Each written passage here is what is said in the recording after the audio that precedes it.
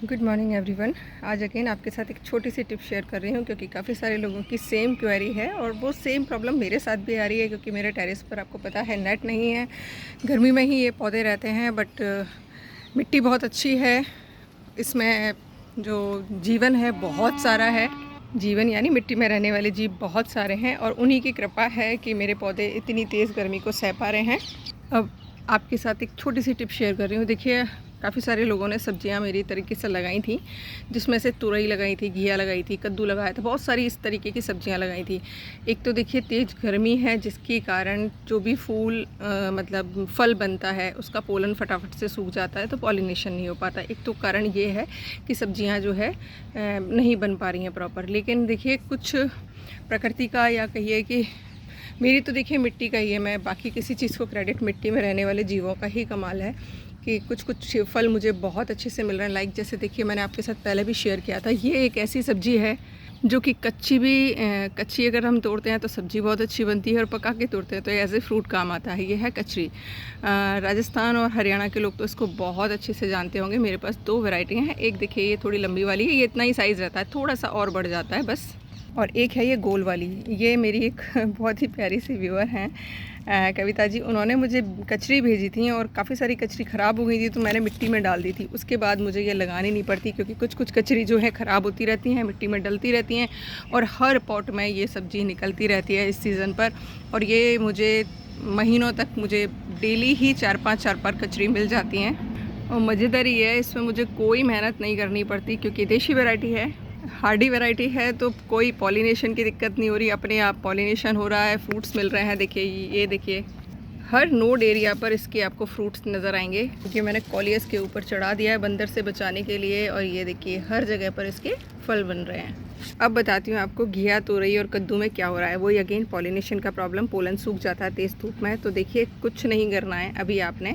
एक तो बेल को बहुत ज़्यादा बढ़ाइएगा मत, बहुत ज़्यादा अगर आप बढ़ा लेंगे और पॉट में लगी हुई है तो उसके सारे पत्ते डेली सूखते रहेंगे और आपकी बेल बिल्कुल ख़राब होती रहेगी। तो देखिए मैंने बहुत छोटी छोटी रख रखा है बेल को, आप देखेंगे इसकी बहुत ज़्यादा हाइट नहीं है। इसको मैंने 9-10 पत्ते आने के बाद पिंच कर दिया था तो मल्टीपल ब्रांचेस निकली तो पौधा घना हुआ और फीमेल फ्लावर्स आने लगे। इसमें मुझे एक दो तुरई मिल जाती हैं और छोटी छोटी बेलों पे ही देखिए ये फीमेल फ्लावर्स आने लगते हैं। तो ये चीज़ ध्यान रखिएगा, बेल को ज़्यादा मत बढ़ने दीजिएगा, थोड़ा सा बड़े पिंच कर दीजिए, उससे आपके फीमेल फ्लावर ज़्यादा आएंगे। ज़मीन में है तो देखिए किसी भी 3G 4G कटिंग की ज़रूरत नहीं पड़ती है, लेकिन पॉट्स में है तो इसकी ज़रूरत हमें पड़ती है क्योंकि हमें बेल को बहुत ज़्यादा नहीं बढ़ाना होता है। चूँकि ये फल देती हैं तो हैवी फीडर होती हैं, इनमें हर 15 दिन में खाद देते रहिएगा। लिक्विड फर्टिलाइज़र आप एवरी 10 डेज़ में दे सकते हैं। और जैसे मैंने लास्ट टाइम आपके साथ बताया था कि मैंने कद्दू की बेल में साइड में सब्जियों के छिलके दबाए थे, सेम देखिए इस मिर्ची के झाड़ में दवाए थे, आपको मैंने शेयर किया था। ये मटकी जो है इसके नीचे और पौधे पर कोई साइड इफ़ेक्ट नहीं हुआ है, देख पा रहे होंगे आप, बिल्कुल पौधा ग्रीन है। लेकिन मैंने जो मेन तना है उससे काफ़ी दूरी पर दवाए थे छिलके, डायरेक्ट मिट्टी में दवाए थे तो वो अब डिकम्पोज भी हो गए हैं। और ये सारे काम आपके तभी सक्सेसफुल होंगे जब आप मिट्टी में केमिकल यूज़ नहीं कर रहे हैं क्योंकि सारा का सारा जो जीवन होता है मिट्टी के अंदर वो फटाफट से एक्टिव हो जाता है और उस जो आपने किचन वेस्ट दबाया है उसको डिकम्पोस्ट करता है और पौधे को भोजन उपलब्ध कराता है। पौधा खुद नहीं लेता है उस भोजन को, जो माइक्रोब्स रहते हैं मिट्टी के अंदर, केंचुए वगैरह रहते हैं, वो डिकम्पोस्ट करते हैं और पौधे को भोजन उपलब्ध कराते हैं।